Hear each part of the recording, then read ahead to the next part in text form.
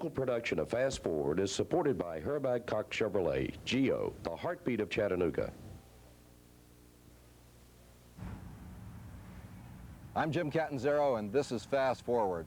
Our subject this week is sports in America, and we couldn't have any better guests in America, the hosts of Sport Talk, Dr. Basketball and Jerry Haskew.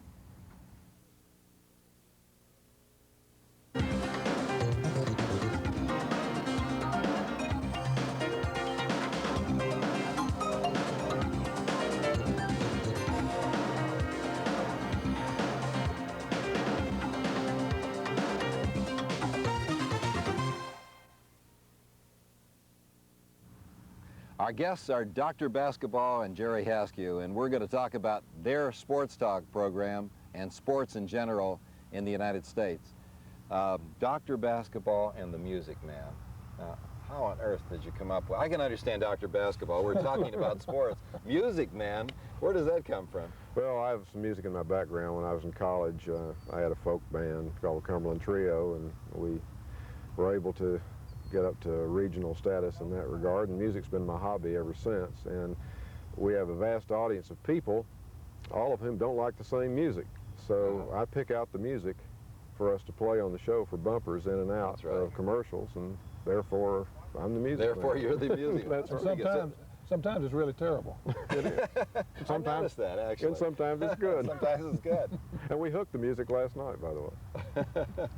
That's 70% of the time he picks out good music. The other 30 is terrible. And how about Dr. Basketball? I mean, is that just a self-proclaimed title you've given to yourself? I think it happened about 3 years ago. I guested on the original Sport Talk show. I think a young man named J. David Miller had it. The ratings weren't really there, and I think Jerry made the first introduction and heard the show and asked me had I heard it, and I said no, I hadn't. So I tuned in a couple of times, and Jerry asked me what did I think about it, and I said, well, you know, it's okay, but they don't seem to have many callers, and they need a character. That Jerry and I had both, we had listened to Sport Talk shows across the nation on the big channels. Particularly Pete Franklin in New York. You probably remember that show very well. If we say there's a role model for the show, if there is one, that would be closest well, thing to it. He used to be in Cleveland, Ohio. Yeah, and then he went to WFAN, now he's in San Diego, had a stroke. But now, in Pete's case, he's often negative. I mean, he essentially ran Ted Stepien out of the National Basketball Association. He should have. He should have. But I don't hear you guys doing that. You seem to be much more upbeat and more positive. Can't do that here. We're community people. We can tee somebody off, but they like us doing it. You know, that's the key to success. But the name basketball, I think I came on the show as being a prognosticator of college basketball games, which I have been pretty good at it. And pretty good's not the word. I was lucky. 8-0 the first night. See, were you really? Yeah, and that clicked it. But I was on there once a week, and the show, amazingly enough, the ratings were much higher. The callers were much higher, Jerry, don't you think? Yes, you remember when the night Dr. that B I was on the show. So that's correct. When GOW disbanded the show, Jerry went to the management and said, keep it on a couple of weeks and we might get you something. And it's been going for that's the way it was. So we basically leased the time from the station. It was a first, I think, at its time in the country. Nobody had done that before. Somebody would lease time Yeah, from we the leased station, the time on the station. which allows you to do whatever you want to do. We do our own advertising, and we started out as a hobby, and in a sense it still is a hobby because we're both businessmen. Gary's an automobile business, and I'm in private investments. And I have a banking background, and that's our real life's work. And still? Yeah. And then we do this show for therapy. and we have for our therapy. He's not kidding. I'm not kidding. It is therapy. It lightens our load at the end of the day, and we hope it lightens the Chattanooga community. Well, you get a lot of people calling in, yes. And you seem to have some people that just call all the time, and they have nicknames. And do you know these people? Are they setups? Very few. We meet some at the remotes that we do, like TGI Fridays. A couple of 3 weeks ago, we had over 1,000 people come out for a pre-Georgia-Tennessee football party, which was Dr. B's idea. Tell him what it really was. What's the truth? It was a party, and we had a. And that was the excuse. We had a great time. We had, of course, Tennessee fans, Georgia fans, Alabama, Vanderbilt, and so forth, and We cut up on the show. We try to make it a lighthearted show. At the same time, we'll deal with serious issues in sports or anything else. We'll tell it like it is. We tell our true feelings. And people may or may disagree with us. We don't care. That's fine. If they want to call us idiots, fine. We'll call them idiots back. I noticed that. Nobody gets hooked unless they break a rule. And That's right. You people in the media know what the rules are. Yeah. No bad language. And we have a 3-second delay, and we very seldom had to use it. Matter of fact, the other night I had to use it on myself. It's the first time. Is that right? Yeah, I made a little slip up. And how does that work? Somebody in the control room? Yeah, we have a wonderful producer engineer named Scott McMahon, who's a senior communications major at UTC. And we call him the Mighty Earthquake because he's 6'5" and 240. And when he walks, the earth moves. And nobody's going to come in there and bother us as long as the earthquake is there. So Scott is the guy that twists the dials, takes the calls. We have a computer in the studio that he types the names on, so that's how we know who the callers are. A lot of people wonder how we know who the callers if you are. set them up. Or, Now, you just happened into the business and Well, we learned both- as you got into it. Yeah, Essentially, you had no background. We had no radio experience. We have Gary and I both have a long love of sports from the time we were boys, growing up together. And we aren't professionals, and No. we think that's the reason the show works. People identify with us. You know, we live here, we work here, we play here. And we darn sure talk sports here and have a lot of fun doing it. Well, frankly, I mean, let me ask you this question. Why is it that some of the professionals that are on HBO and some of the key stations are so bad at predicting college football games right here in the SEC area? Because and they you don't aren't? study it. No. I You don't think they do? regionalize. I try to. If I pick a game to give somebody some advice, and I don't do this for a living. In fact, I tell them not to bet anything. Just do it as a hobby. But I regionalize. That way you can read the Atlanta paper. You know who's hurt, who's not hurt, who's playing well. You know certain But you tendencies. think that Bino Cook or some of these people doesn't would know have anything. somebody that would research it for him. He has knows no enough. clue. Well, I agree with The guy was a sports information No director clue. for Johnny Majors at Pitt. Is That's that how right? he Is got that where he came from? That's how he got his start, and he just BS's his way. In fact, it's amazing. I think he picked Tennessee to be #1 one year, and Coach Major said, "Oh no." That is a Kiss real of You're death. doomed. It's like That's being on the correct. I cover of think Sports people like Illustrated. him or Eidelstein or whatever that fellow's name is that never is right. And I don't know why they keep him on there. Oh, I can tell you another one. Peter Gammons Oh yeah, he's terrible in baseball. Absolutely. He's awful. has Never. no clue. Never right in baseball. Looks good on But you TV. guys I guess. really spend a lot of time researching Yes, we do. games of the It's week. basically reading papers, magazines, listening to people who know what they're talking about. Plus a little luck because isn't there a Sure bias there is. in your position? And you're always UT. I don't know Right. what it is. Certain people are luckier than others. There's no question. We're fans. I mean, we took a chance on the Heath Schuler situation, but what we knew was, from talking to coaches, recruiting gurus, people who had seen Eric Zier and Heath Schuler play, who came out of high school the same year, kept telling us these were the two best quarterbacks to come out of high school football in the United States since the Marino Elway class. And it's really That's the quite a first statement. great quarterback that Tennessee has recruited in the last 20 years. Well, that's true. And that's why Tennessee hasn't been #1. That's Being exactly, exactly right. Made, To be made a honest. big mistake trying to predict #1 for any team that doesn't exactly have a.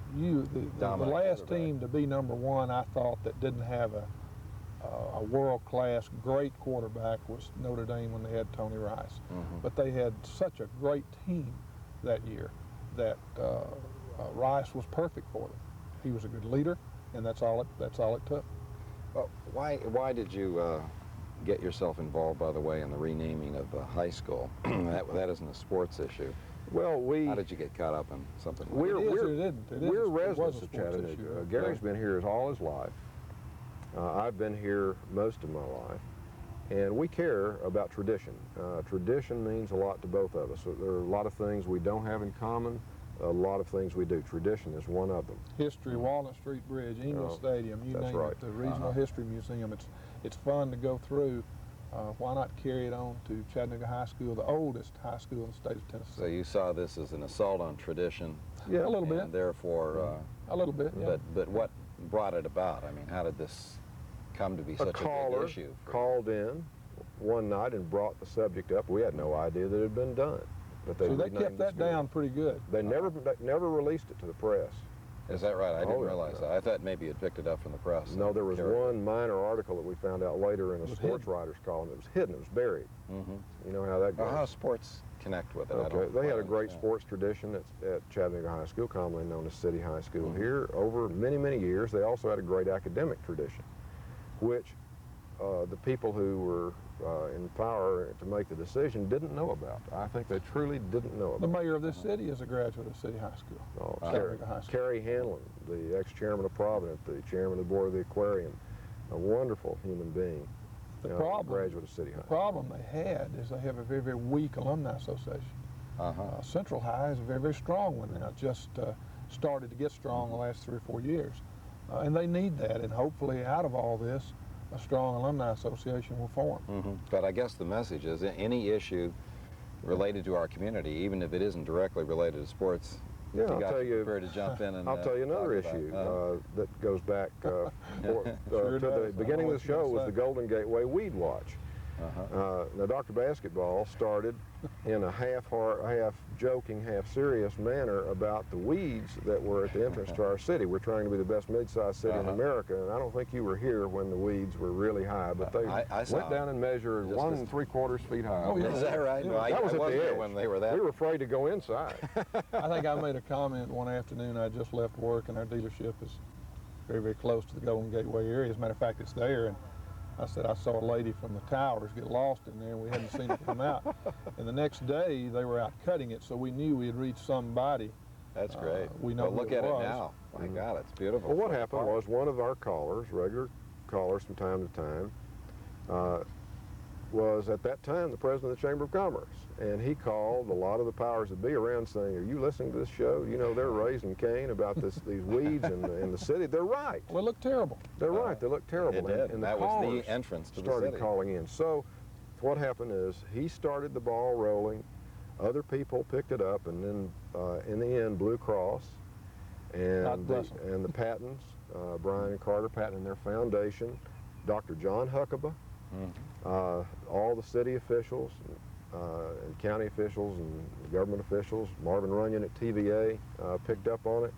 And now look at the beauty that we it's have at incredible. the entrance to That's our beautiful. city, and I think it means a lot.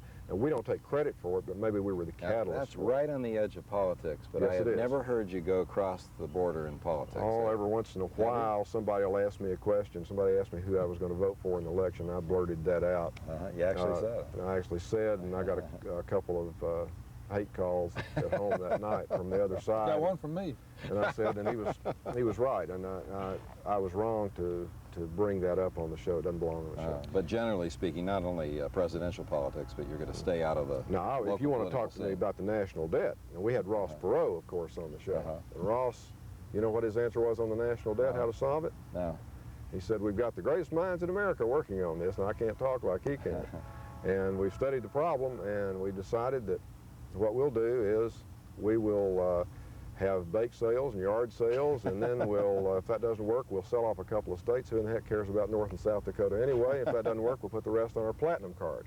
We had this fellow on the show who does a wonderful Ross Perot. It imitated him very well. That's And great. we dealt with all those issues in a lighthearted way. Interestingly enough, 2 days later, Ross Perot bowed out. I don't know if that had anything to do with it or That not. probably killed him off. But A mere $4 trillion. if somebody in that wants case. to ask my opinion or Gary's opinion on the national debt or any other issue, we'll tell them what we think. But why is it that in our society, what's your feeling about this, that a show like yours could go related to sports, but it'd be a heck of a lot harder to do it if you related it to any other aspect of life? In fact, there was a guy in L.A. that had a sports talk show. His name was Bud Ferrillo, and he Yes. used to say at the beginning and end of the show that in the department store of life, sports is the toy department, the least important That's a department. pretty good analogy. Isn't that neat? Yeah. And yet, I'd say he's right on the money. when you walk into the store, essentially on radio or TV, the number one thing you come to is sports. I mean, it's the big appeal. What's the reason? You got to remember this, at the end of your day, you know, whether you're a salesman or whether you're a doctor or whether you're a janitor,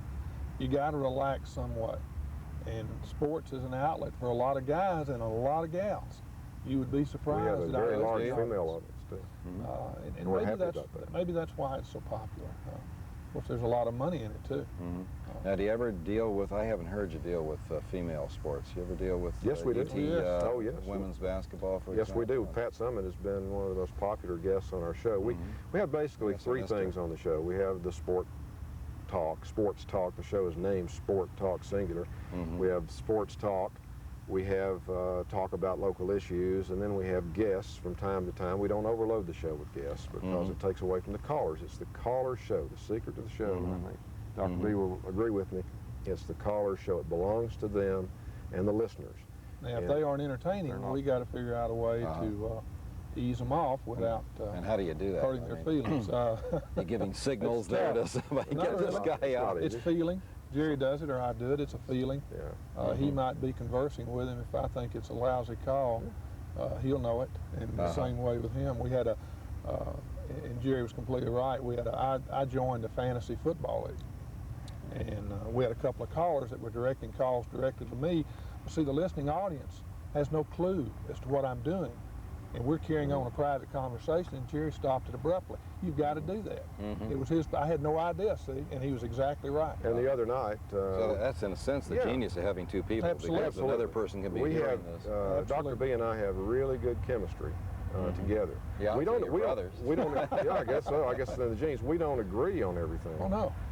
And we will express those disagreements on the show, but we love each other and we have really good chemistry together. And I think that's another ingredient in the show, and that comes from doing it night after night after night. Sure, it Do you changes. think this show could go in a different time period? Let's take it back 5 years ago. Atlanta, the Atlanta Braves were in the cellar and seemed like always going to be in the cellar or toward the cellar.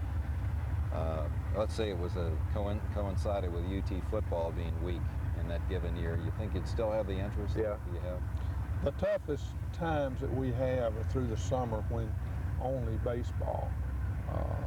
By the way, that is a train going by here. We are in the middle of the baseball field. In fact, we're out in might say a left beautiful field. here. We're in field left here at field Chattanooga State. This is my home. I Is it? played right field. On Chattanooga State's campus. Beautiful field, by the way. It is a beautiful field. But you were saying the toughest time is the during summer because there's baseball, only because baseball. that's the only sport you got. We were very, very fortunate. One of the best shows we ever had.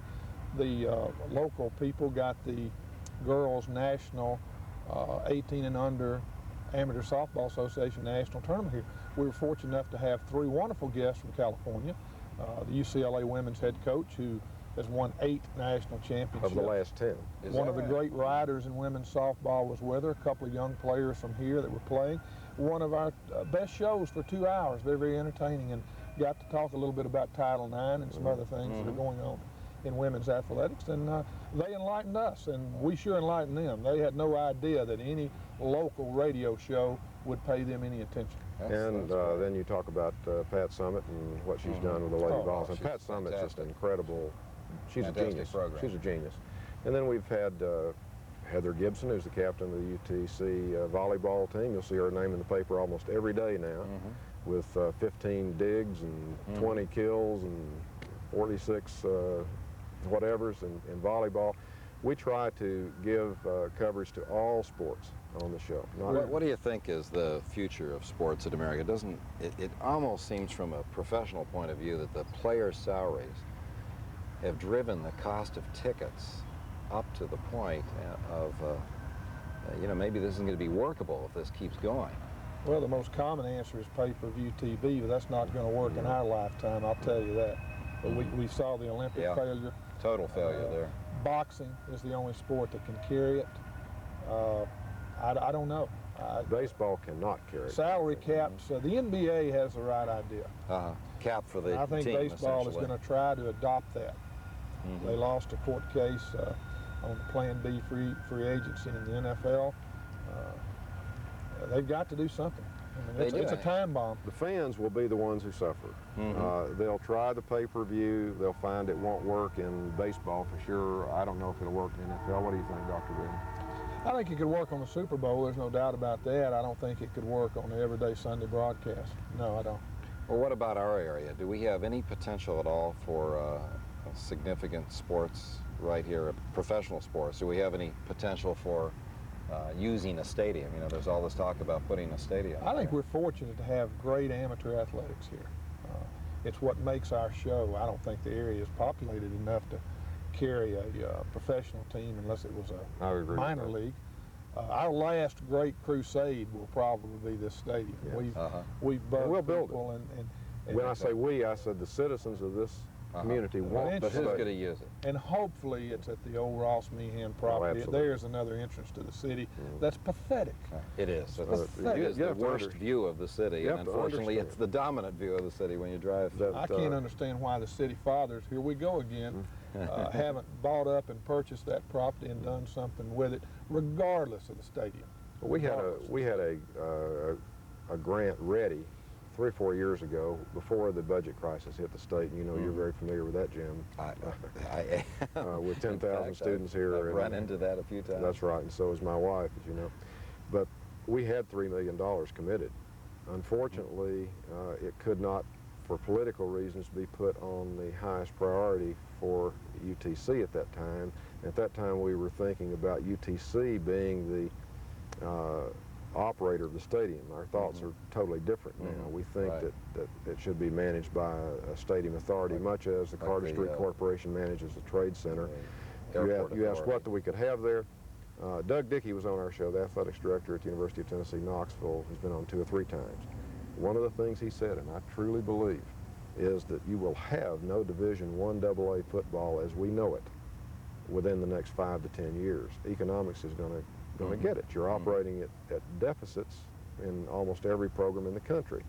Now, what that means is, and the Southern Conference, of which UTC is a member, has talked about publicly in the press becoming Division 1A in football, and I think you will see that, or you will see the demise of football as we know it here at UTC. I really firmly believe you really? that. I think you're right. What would the stadium then be used for if you have such a loss? So I think the stadium can turn it the other way. Build see what you're build saying. them a place to play. Look at Marshall. Look at East Carolina. East Carolina is in the middle of nowhere. Southern Mississippi. Southern Mississippi in the middle Memphis of nowhere. State, too. Memphis But you're in the State. shadow here of UTK.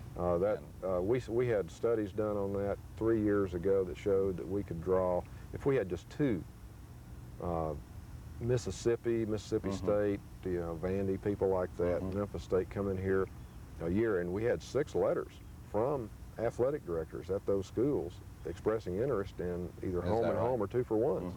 And Coach Nix was willing to discuss going independent. At that time, there was an opening in the Metro, and fate has a nice way of dealing a good hand sometimes. And the Metro obviously had its problems, and a lot of those teams spun off to the Great Midwest in basketball. UT Chattanooga could be a basketball power. Don't So you think, your Dr. Bill? argument essentially is if you had the stadium, you Yeah. could then build the Yeah. UTC program, Studies show that too. and And we could use it for other ultimately things. it may mean the survival of UTC football. Unfortunately, you got to build the stadium first, and that's That's just the correct. way it's got to work.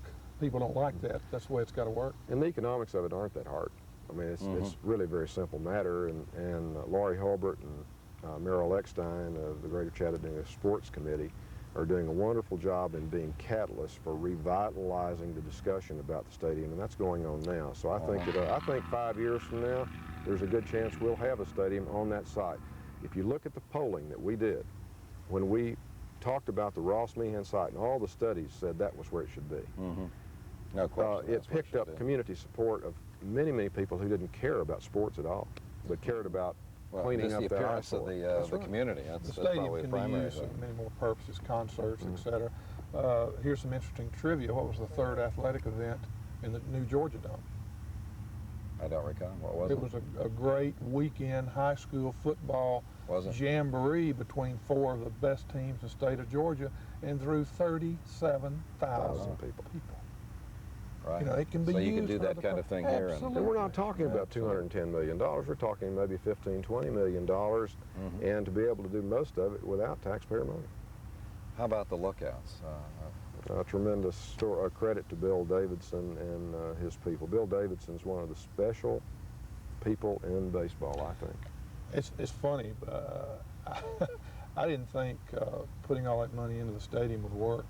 I wasn't for tearing down the stadium, but they've done Seems such to have turned it around. such a great job. Once you go out there and see it, and see what those people have done, and putting a good product on the field. and that's a tribute to Rick Holtzman and Davidson and the Cincinnati organization.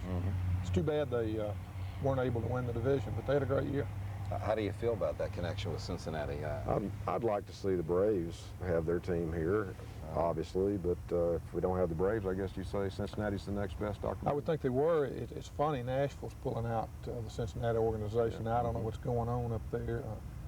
Mars Schott doesn't have the greatest reputation in the world of running a ball club, but if their farm system is still great, sure, I don't see any problem with that. Well, here's another problem with athletics. It seems like a few personalities, Steinbrenner, Fay Vincent, few people can dramatically affect the fortunes of actually the people's game of an American sport. See, a guy like Steinbrenner should have never been driven out of baseball. You don't think so? No, he should have been controlled. Look what he did to the New York Yankees. He should have been controlled. That's why the owners are doing the greatest thing. If they want to police themselves, let them police themselves.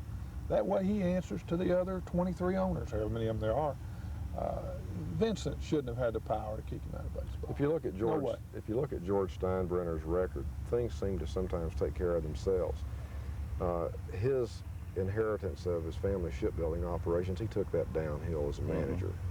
His avocations took over from his vocation. Right. And I'm saying that as a businessman. All you have to do is look at the stock price, okay? I don't own any stock. Then he takes over the Yankees, and he gets lucky because of the TV contracts, the local TV contracts were bid up. Can't miss in New York. You can't miss. And you look at Seattle with their situation, with being the one of the smallest markets and having a TV contract of a couple of $1 million bucks, I don't know exactly what it is. You look at the Yankees and what their TV contract is worth is millions and millions. Look at the end result. Basis. He hires all these high-priced players who then underproduce because they're disgruntled. They don't fit together into a team. My point he is, doesn't allow anybody to manage the team coherently. The owners but look at your LA Dodgers.